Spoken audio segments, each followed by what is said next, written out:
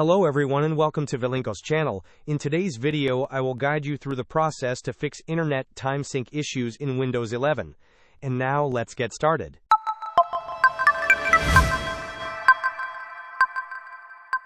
First, we need to ensure the Windows Time service is running. To do this, search for Services in the Windows search bar and open the Services application.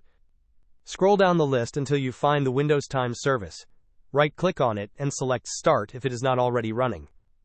Next, let us check your system's date and time settings. Right-click on the Start button and select Settings from the menu.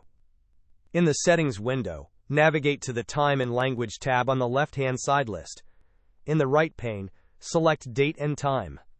Here, please ensure that the switches for Set Time Automatically and Set Time Zone Automatically are turned on.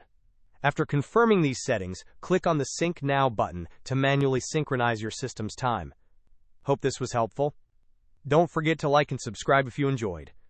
As always, thanks for watching, and I will see you in the next video.